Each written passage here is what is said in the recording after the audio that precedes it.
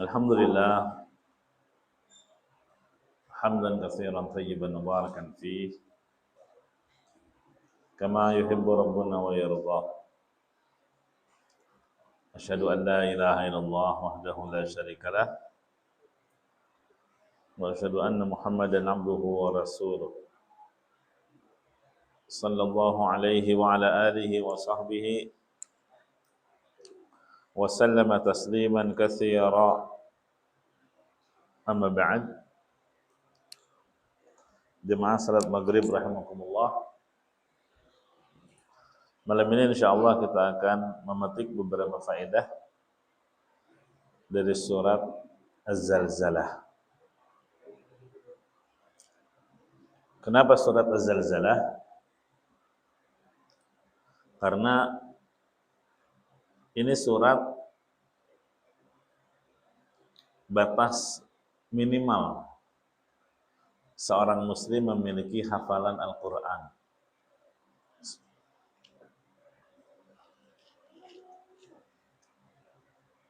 Kalau maksimal bahkan pengennya semua hafid Quran 30 juz. Ya. Tapi ada standar minimal. Jangan sampai seorang muslim nggak punya hafalan Al-Quran sama sekali. Atau hafalan Al-Qurannya itu-itu aja. Nggak mau nambah. Padahal kalau kekayaan dunia maunya nambah, bertambah. Tapi hafalan Al-Quran merasa cukup dengan apa yang sudah dimiliki. Menurut Syekh Abdul Aziz bin Baz rahimahullah ta'ala, minimal seorang muslim itu punya hafalan dari Az-Zalzalah sampai An-Nas.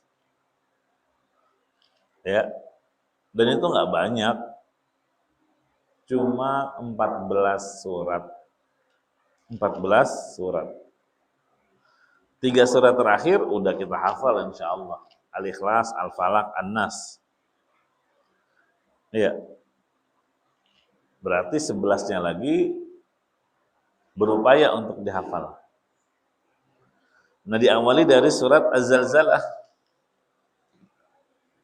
Mungkin sebagian kita sudah hafal. Alhamdulillah. Dan ini surat termasuk yang sering kita dengar dalam salat berjamaah. Di antara faktor yang bisa membantu kekhusyuan salat ketika kita memahami ayat yang dibaca oleh imam. Ya kan? Makanya kalau kita lihat rekaman salat di Masjidil Haram, di Masjid Nabawi atau di tempat-tempat lainnya kok sampai ada yang nangis. Ya karena mereka memang paham makna arti dari surat yang dibaca oleh imam. Atau sang imam itu sendiri yang menangis karena dia memang memahami maknanya. Dan kata Imam Ibnu Qayyim rahimahullah,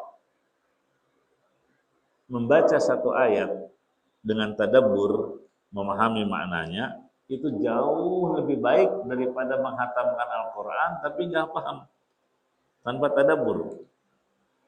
Nah, disinilah pentingnya kita mentadabburi ayat-ayat Al-Quran, terutama surat yang kita hafal atau yang paling tidak surat yang sering kita dengar dari bacaan imam. Nah, diawali dari surat Az-Zalzalah. Ya. Jemaah rahimakumullah,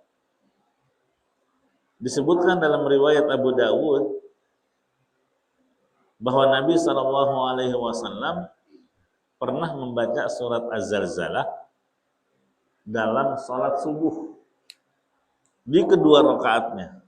Sengaja. Rakaat pertama setelah Al-Fatihah baca Az-Zalzalah, rakaat kedua setelah Fatihah baca Az-Zalzalah lagi. Ya. Ini menunjukkan bolehnya seorang imam membaca surat yang sama di kedua rakaat salatnya.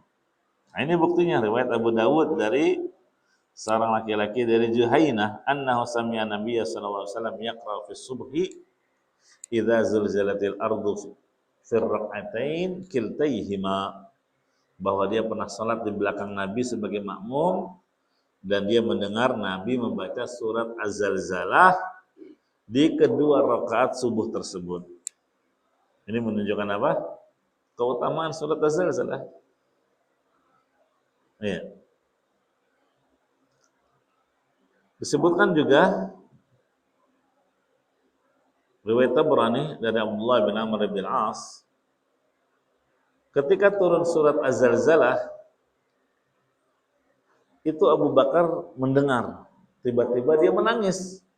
Lihat, membekas bacaan Al-Quran yang dibaca, karena tahu maknanya, makanya dia menangis.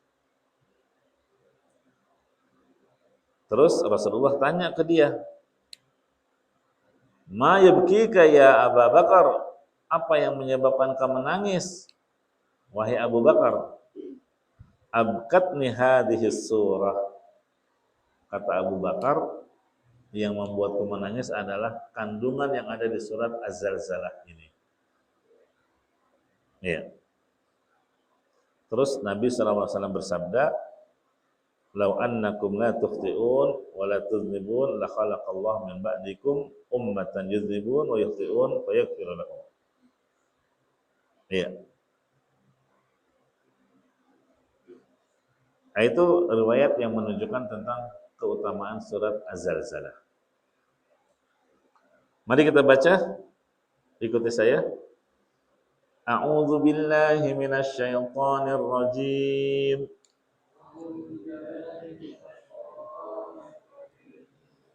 Bismillahirrahmanirrahim. Idza zulzilatil ardu zilzalaha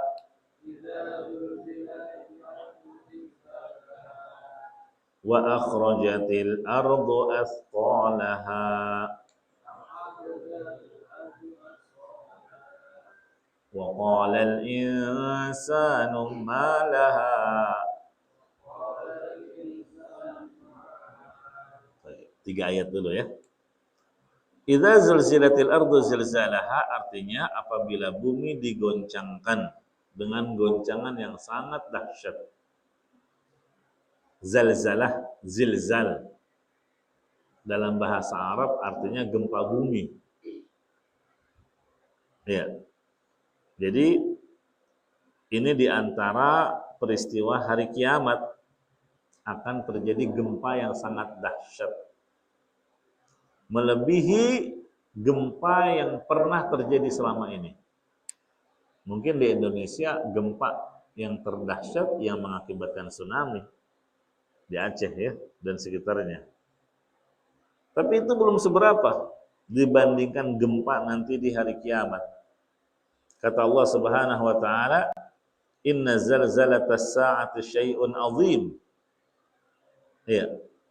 Gempa di hari kiamat itu sangat dahsyat. Saking dahsyatnya apa? Tadhalu kullu murdi'atin amma arda'at. Ibu yang lagi nyusuin anaknya itu ditinggalin tuh anak. Padahal biasanya kan ibu paling sayang sama anaknya. Iya, kalau ada bencana, ada musibah, dia nggak lupa untuk membawa anaknya. Tapi kali ini karena saking dahsyatnya tuh gempa, sampai ditinggalin anak yang lagi dia susui. Wa tadau kullu dzati hamlin hamlaha. Perempuan yang lagi hamil, saking dahsyatnya gempa tersebut melahirkan kandungannya atau alias apa? Keguguran. Wa taranna sasukara, dan engkau akan melihat keadaan manusia seperti orang mabok. Gimana orang mabok jalannya? Sempoyongan. Wa ma hum bisukara, padahal mereka enggak mabok. Ini tiga yang Allah sebutkan di surat Al-Hajj akibat zilzal, gempa yang sangat dahsyat di hari kiamat. Ya. Dan ini pertanda akan munculnya alam yang lain, yaitu alam akhirat. Itu ayat yang pertama. Idza zulzilatil ardu zilzalaha. Jadi kalau dengar ayat ini, apa yang teringat dalam pikiran kita? Hari kiamat itu akan terjadi gempa yang sangat dahsyat, saking dahsyatnya mengakibatkan ibu yang lagi nyusuin anak sampai ditinggalin tuh anak, ibu yang sedang hamil langsung keguguran, apalagi orang kau akan lihat jalannya sempoyongan kayak orang mabok, padahal nggak lagi mabok, gitu. Ayat yang kedua, wa akhrajatil ardu athqalaha. Bumi mengeluarkan beban berat yang dikandungnya. Jadi bumi ini kan ada isinya. Ada dua penafsiran. Bumi mengeluarkan isi perutnya. Penafsiran yang pertama yang dimaksud mayat-mayat yang dikubur sejak Nabi Adam sampai yang terakhir keluar. Penafsiran yang kedua, bumi mengeluarkan isi perutnya berupa benda-benda berharga yang tersimpan di dalam perut bumi ini. Kan banyak tuh benda-benda berharga ya. Ada emas, ada nikel, ada perak, ada batu bara. Ya, banyak. Itu keluar. Tapi saat itu manusia tidak lagi tergiur. Tidak ada lagi yang berminat dengan harta. Kenapa? Ya udah kiamat, mau dipakai buat apa? Nggak bisa menyelamatkannya dari azab. Yauma la yanfa'u malun wala banun. Itu hari kiamat itu nggak lagi bermanfaat harta. Makanya walaupun bumi mengeluarkan isi perutnya dari kekayaan bumi, nggak ada yang tergiur untuk berebut mengambilnya. Nah ini jamaah rahimakumullah, Allah kabarkan di antara proses perubahan bumi.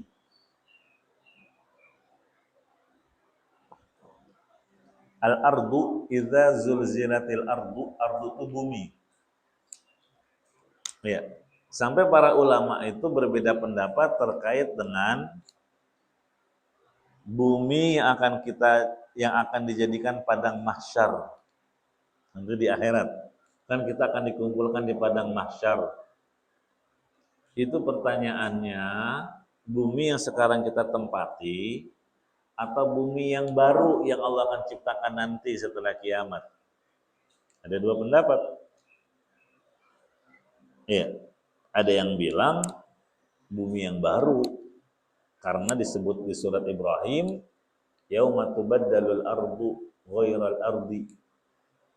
Pada hari akan diganti bumi yang lama dengan bumi yang baru. Berarti bumi akan dijadikan padang mahsyar tuh bumi yang nanti Allah ciptakan. Tapi pendapat yang kedua ini lebih kuat, yang mengatakan bumi yang akan menjadi padang mahsyar nantinya adalah bumi yang sekarang kita tempati. Cuma maksudnya diganti dalam surat Ibrahim tadi, diganti bentuknya, dimodifikasi bumi ini oleh Allah Subhanahu wa taala. Ini menurut pendapat yang terkuat. Bagaimana proses perubahan bumi yang sekarang kita tempati saat ini akan berubah menjadi padang mahsyar, tempat berkumpulnya manusia dan jin? Yang pertama disebutkan di surat ini, bumi mengeluarkan isi perutnya. Iya, akhrajatil ardu athqalaha. Jadi bumi mengeluarkan isi perutnya. Akibatnya apa? Kosong perut bumi. Ini dipertegas di surat yang lain, di surat Al-Insyiqaq ayat 4. Wa alqatna fiha wa takhallat. Bumi akan memuntahkan apa yang terkandung dalam perutnya, sehingga setelah itu perut bumi pun kosong. Nggak ada lagi ada isi. Ini tahapan pertama. Allah mengeluarkan isi perut bumi. Tahapan yang kedua, proses perubahan bumi yang sekarang kita tempati akan diubah menjadi padang mahsyar. Bumi didatarkan oleh Allah, jadi datar, rata. Kan kalau sekarang bumi itu bulat, ya. Dan ini menjadi kesepakatan para ilmuwan. Ya buktinya kalau kita di lautan pun begitu kan, kelihatannya kapal itu nggak kelihatan kecil dulu, tiba-tiba lama-lama baru besar. Allah berfirman di surat Al-Insyiqaq, wa idzal ardu muddat, apabila bumi didatarkan oleh Allah, jadi rata. Kalau seandainya bumi sekarang sudah rata, datar, untuk apa ayat ini? Apabila bumi didatarkan, ini menunjukkan bumi saat ini adalah bulat, ya, dan nanti akan menjadi datar, rata. Yang ketiga, kata Allah Subhanahu wa taala, gunung-gunung yang ada di permukaan bumi dihancurkan. Kan sekarang ada dataran tinggi, ada pegunungan, ada dataran rendah, ada jalan tanjakan, ada jalan turunan. Nanti nggak ada lagi yang namanya tanjakan dan turunan, nggak ada lagi lembah, nggak ada lagi pegunungan, semuanya rata. Kenapa? Karena gunung sudah dihancurkan oleh Allah Subhanahu wa taala. Ini disebutkan di surat Thaha. Wa yas'alunaka 'anil jibal. Mereka bertanya kepada Muhammad tentang kondisi gunung. Itu gimana nantinya tuh? Faqul, katakan kepada mereka, yansifuha rabbi nasfa. Gunung-gunung ini akan diratakan oleh Allah. Ya, rata. Dihancurkan oleh Allah. Fayadharuha qa'an safsafa, sehingga kamu tidak akan lagi melihat ada bekas apa? La tara fiha 'iwaja wala amta.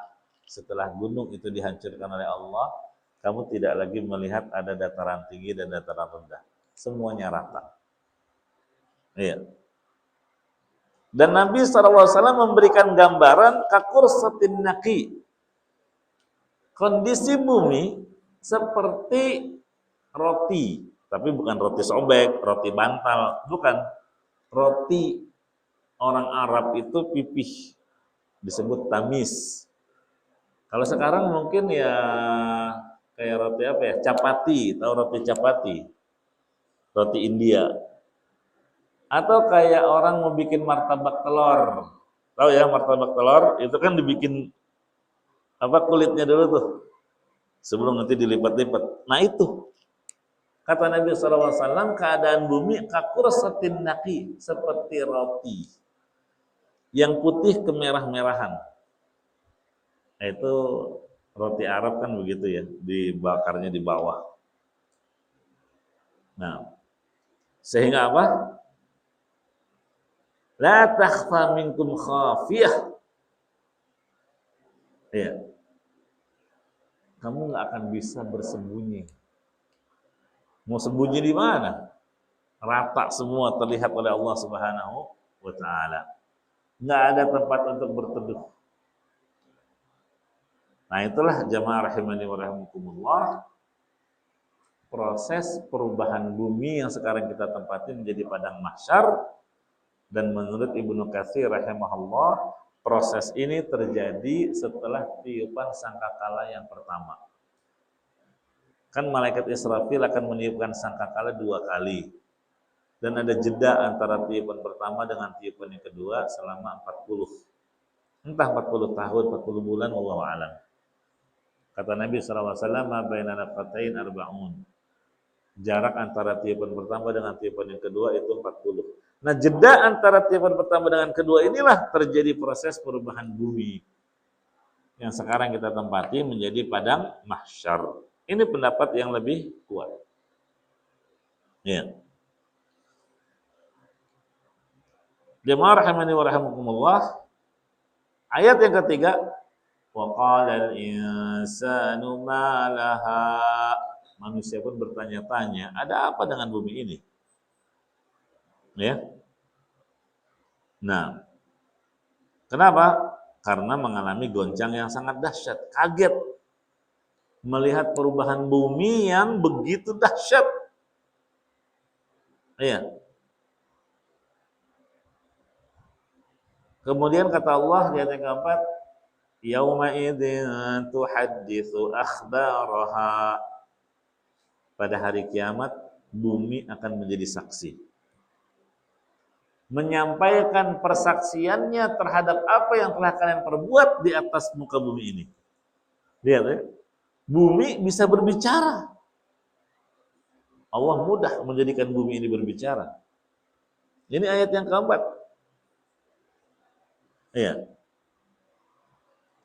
Makanya ini yang kita kuatkan daripada pendapat yang itu akhbaraha. Bumi akan bersaksi di hadapan Allah terhadap perbuatan kita. Orang-orang yang pernah tinggal di atas permukaan bumi ini. Di mana sisi pendalilannya? Kalau seandainya bumi yang baru, bukan sekarang yang kita tempati, gimana bumi yang baru menjadi saksi? Yang namanya saksi adalah yang mengalami peristiwa. Gitu kan? Kalau bumi yang baru Allah ciptakan terus bersaksi, gimana? Nggak bisa. Kita aja kalau ada peristiwa, ya, satu kasus pencurian misalnya, dituduh seseorang, kamu mencuri ya? Kenapa kamu nuduh dia mencuri? Ada saksi nggak? Dicari-cari siapa ya? Teman saya aja lah, saya hubungin. Kamu jadi saksi ya, kalau si fulan itu mencuri. Oh ya, siap, kasih duit. Tapi ternyata di pengadilan akan ditanya, iya, apakah benar engkau mengetahui dia mencuri? Di mana ketika terjadi pencurian itu, hari hilangnya barang, ternyata, saya nggak ada di lokasi, saya lagi pergi. Oh maaf, persaksian Anda ditolak. Yang namanya saksi itu yang kenal, yang mengetahui peristiwa. Gitu kan? Nah, kata Allah di ayat yang keempat, bumi yang kita pijak ini akan bersaksi. Ya, terhadap apa? Apa yang telah kita lakukan di atasnya. Masya Allah. Jadi yang akan menjadi saksi di akhirat itu banyak. Bukan cuma malaikat, bukan cuma anggota badan kita, tapi bumi yang kita pijak berbicara. Ya Allah, ini si fulan di tanggal sekian, jam sekian, di daerah ini dia berbuat ini. Ya Allah, si fulan bin fulan di jam sekian, tanggal sekian, jam sekian berbuat melakukan amalan ini. Bersaksi itu bumi. Allah izinkan dia untuk berbicara. Kita orang beriman. Jangan tanya gimana bumi ngomongnya. Allah Maha Mampu. Allah mengabarkan yauma idzin tuhadditsu akhbaraha.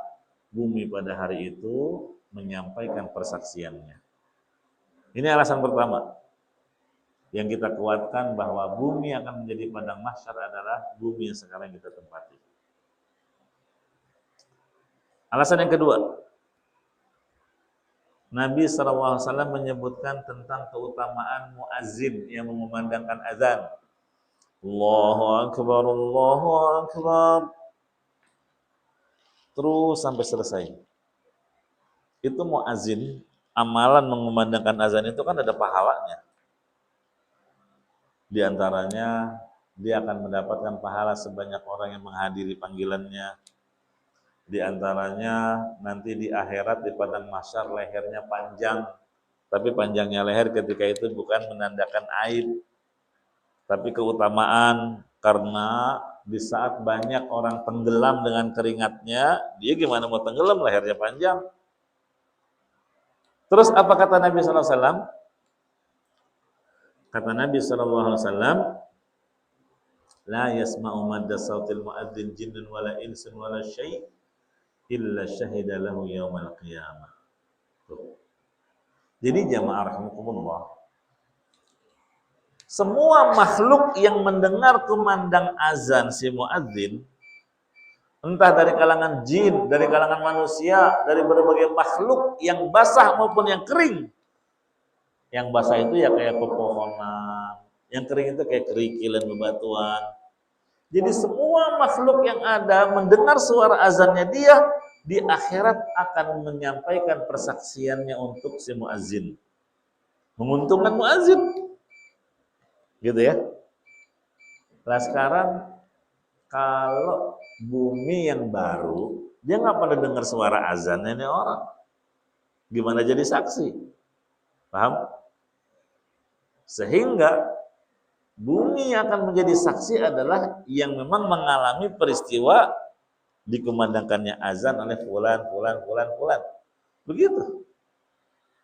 Ya Allah, si fulan bin fulan, saya bersaksi dia mengumandangkan azan. Wah, persaksiannya disampaikan oleh permukaan bumi seluruhnya. Selain manusia dan jin, karena Nabi itu mengatakan semua makhluk yang ada di permukaan bumi yang basah maupun yang kering bersaksi yang menguntungkan si muazzin. Alasan dua. Alasan yang ketiga,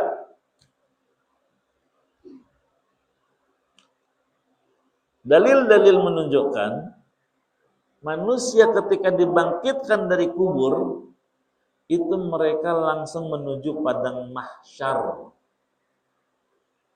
Ya.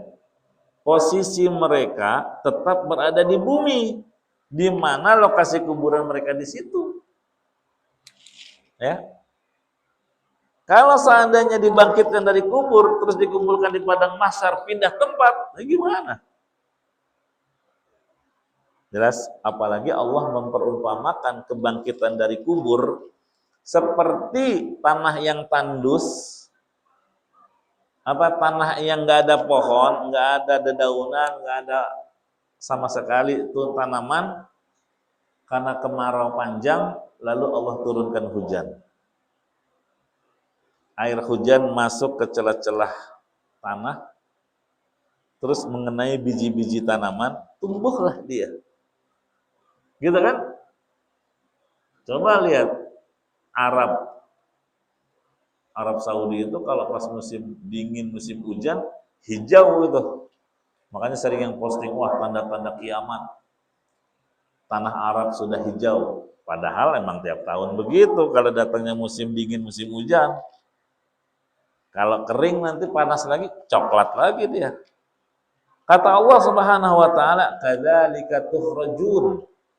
Proses kebangkitan kalian dari kubur sama seperti proses tanaman yang tumbuh setelah disiram air hujan. Gitu. Nah, inilah 3 alasan dan masih ada beberapa alasan lainnya kenapa kita menguatkan bahwa bumi yang akan menjadi padang mahsyar nanti di akhirat adalah bumi yang sekarang kita tempati. Dalilnya surat Az-Zalzalah, yauma idzin tuhadditsu akhbaraha. Bumi akan menyampaikan persaksiannya di hadapan Allah. Iya. Makanya kenapa kita kalau sholat Id, atau bukan cuma sholat Id, termasuk sholat 5 waktu, sebagian ulama berpendapat demikian. Bedain jalan waktu berangkat sama pulang, ya kan? Berangkatnya lewat jalur A, nanti pulangnya lewat jalur B. Supaya apa? Bumi semakin banyak kita melangkah di atas kebaikan, semakin banyak akan menjadi saksi kita nanti. Begitu juga kenapa kita disunahkan pindah lokasi kalau setelah sholat fardu ke sholat sunnah. Supaya semakin banyak tempat kita pernah mengerjakan sholat, semakin banyak bumi akan bersaksi. Gitu kan? Nah kalau bumi yang lain disuruh bersaksi, kita nggak pernah sholat di situ, gimana? Nah, itu tambahan ya. Jadi benar yang apa Allah sebutkan di ayat ini, yauma idzin tuhadditsu akhbaraha, menunjukkan bumi akan menjadi padang mahsyar nantinya adalah bumi yang sekarang kita tempati.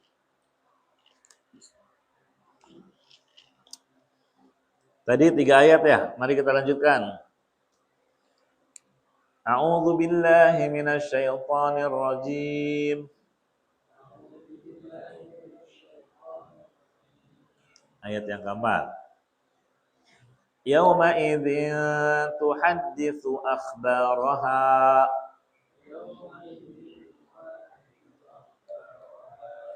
bi anna rabbaka awhalaha.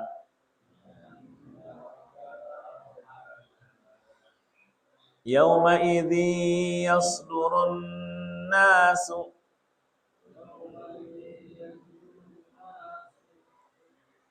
ashtatan liyurau a'malahum.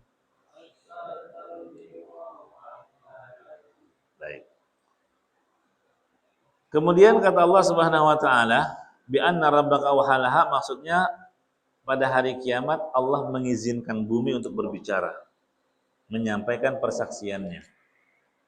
Karena pada asalnya enggak ada yang berani berbicara di hari kiamat. Iya. Enggak ada yang berani berbicara kecuali yang diizinkan oleh Allah.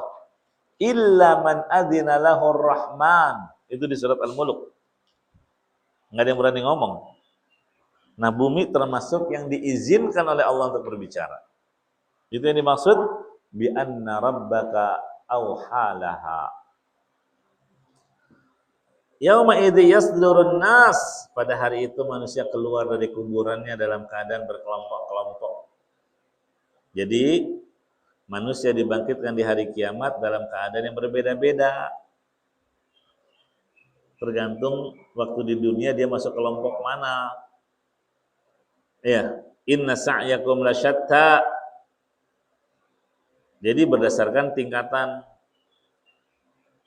Ya, Yahudi bersama kelompok Yahudi, Nasrani bersama kelompok Nasrani, Majusi bersama kelompok Majusi, ya, LGBT bersama kelompok LGBT, pezina bersama kelompok para pezina, begitu. Ya, makanya kalau kita ingin dikumpulkan bersama kelompok orang-orang yang baik di dunia pun, bergabunglah bersama kelompok yang baik-baik.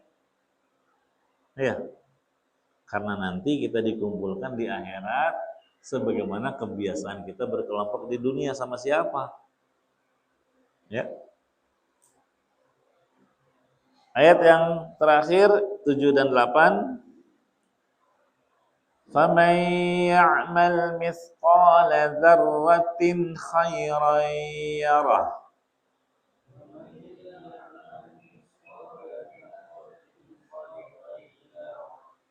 وَمَن يَعْمَلْ مِثْقَالَ ذَرَّةٍ شَرًّا يَرَهُ.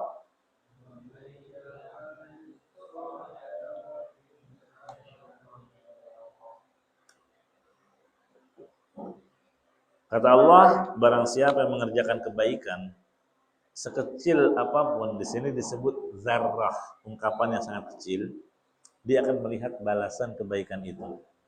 Makanya jangan pernah anggap remeh kebaikan sekecil apapun. Walaupun senyum di hadapan saudaramu, walaupun tetangga ngasih sesuatu yang remeh, kirain kirimin apaan, ginian doang. Jangan anggap remeh kebaikan yang dilakukan oleh saudaramu. La tahqiranna minal ma'rufi syai'a. Ini ayat ada sebab turunnya. Gimana sebab turunnya? Ada sahabat, dia mau berbagi makanan ke tetangga, tapi nggak jadi. Gara-gara apa? Dia melihat yang mau dikirim sesuatu yang dia pandang remeh. Ntar apa kata tetangga? Iya, yang dikirim bukan sesuatu yang istimewa. Jangan sampai tetangga bilang, kalau ginian doang mah kita juga bisa beli. Iya. Kalau cuma gini doang mah ngapain sih dikirim ke kita? Kirimin mah yang istimewa, gitu ya. Daripada diomongin gitu, nggak usah dah, nggak jadi. Turun ayat ini. Jangan menganggap kebaikan sekecil apapun yang akan kau lakukan. Lakukan saja, berikan. Dan yang menerima, jangan anggap sepele kebaikan yang dilakukan oleh saudaramu. Hargai. Iya, makan. Di sini disebut khairan. Tanwin kalau dalam bahasa Arab disebut nakirah, artinya kebaikan yang sifatnya umum, apapun bentuk kebaikannya. Apalagi di sini disebut zarrah. Iya. Zarrah dalam bahasa Arab ini ungkapan untuk sesuatu yang sangat kecil. Ya. Kebaikan yang sangat kecil sampai dianggap remeh dan sepele. Tapi kata Allah tetap ada balasan pahalanya. Ada 3 penafsiran tentang makna zarrah. Penafsiran yang pertama, zarrah adalah anak semut. Lihat, semutnya aja udah kecil, ini anaknya lagi. Kan gak ada beratnya tuh, semut. Makanya kalau ada semut lewat di baju kita, ya kan? Kita nggak kerasa, tiba-tiba teman kita yang di belakang ting ting. Kenapa? Gitu kan? Kenapa? Ada semut. Iya. Oh, emang nggak kerasa? Ya enggak lah.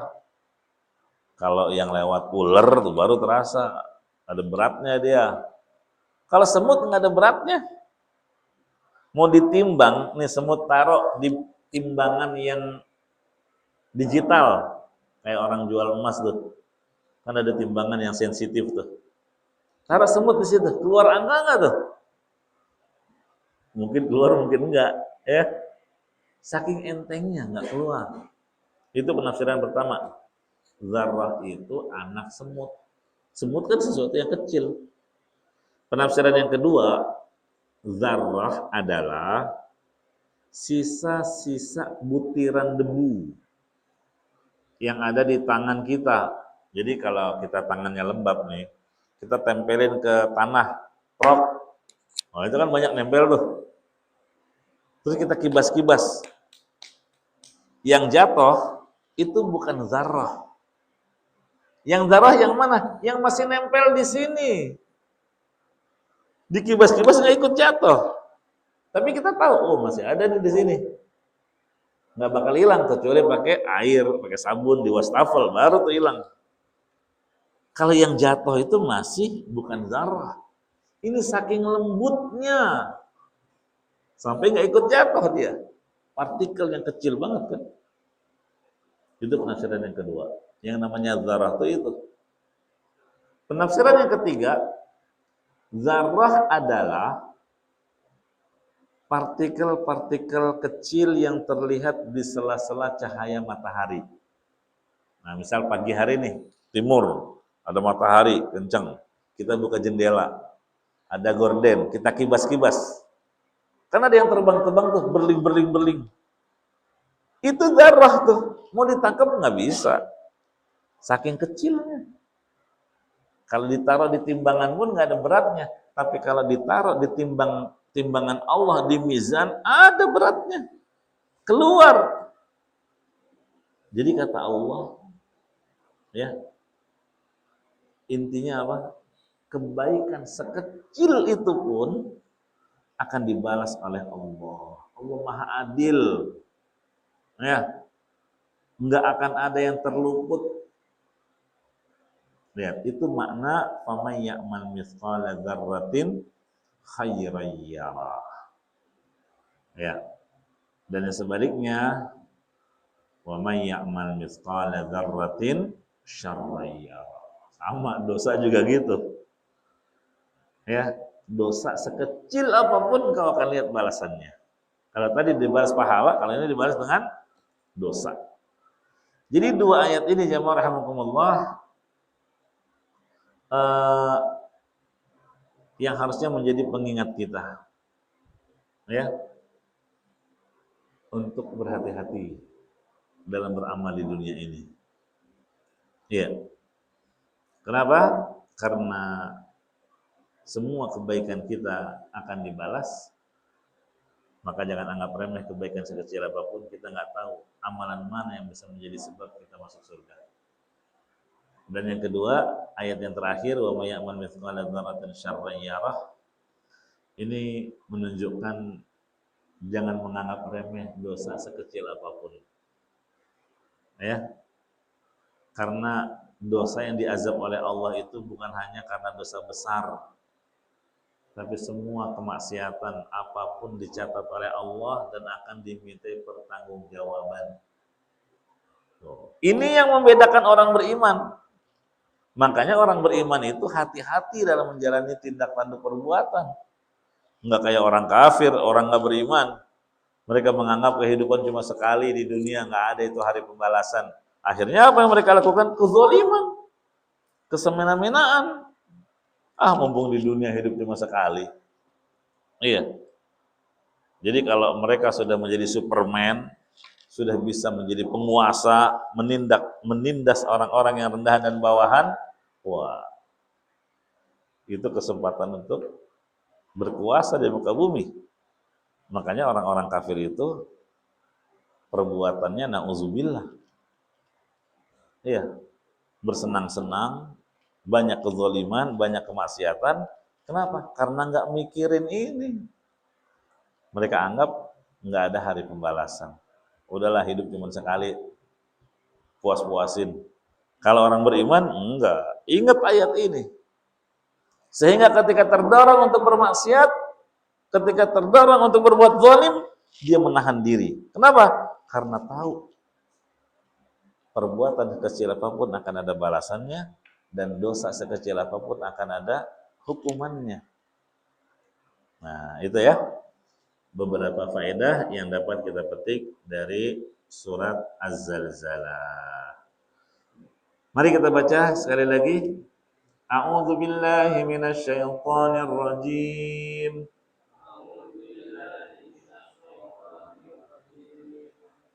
Bismillahirrahmanirrahim.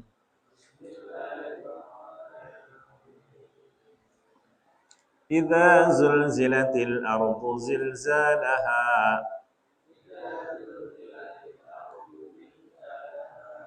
Ini ayat pertama. Apa yang terbayangkan? Dahsyatnya kejadian kiamat.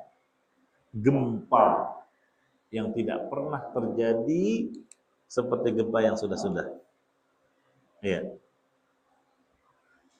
Wa akhrajatil ardu athqalaha. Ini proses cara Allah merubah bumi menjadi padang mahsyar. Allah akan keluarkan isi perut bumi, ya, sehingga perut bumi menjadi kosong. Kemudian apa lagi? Bumi yang tadinya bulat diratakan oleh Allah, datar. Kemudian apa lagi? Gunung-gunung dihancurkan sehingga nggak ada lagi dataran tinggi dan nggak ada lagi dataran rendah, rata. Wa qala al-insanu ma laha.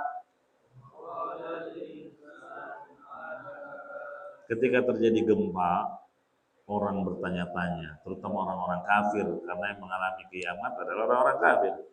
Ada apa dengan bumi ini? Kok begini keadaannya? Begitu.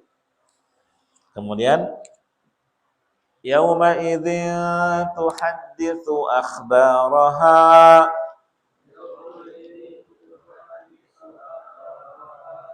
Ini dalil bumi yang sekarang kita pijak akan bersaksi di hadapan Allah. Ya. Maka hati-hati. Mau bermaksiat di mana? Dimanapun. Enggak ada tempat yang tidak akan disaksikan oleh muka bumi ini. Ya. Makanya kalau mau bermaksiat cari tempat yang enggak ada saksinya. Enggak ada. Bumi akan menjadi saksi. Semua tempat Allah mengetahui. Gitu. Bi anna rabbaka awhalaha.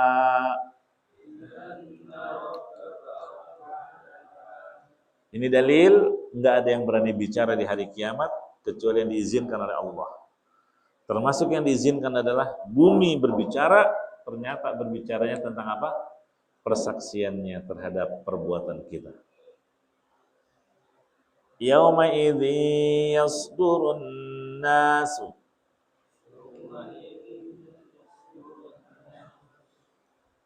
Yauma'idzi yasdurun nasu ashtatan liyuraw a'malahum.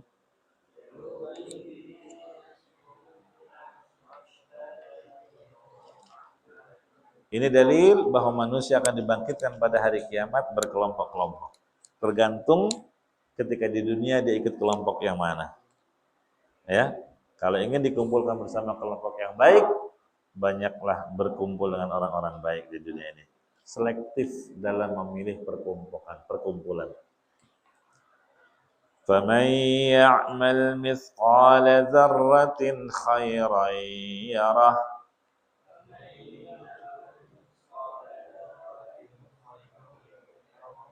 وَمَنْ يَعْمَلْ مِثْقَالَ ذَرَّةٍ شَرًّا يَرَهُ.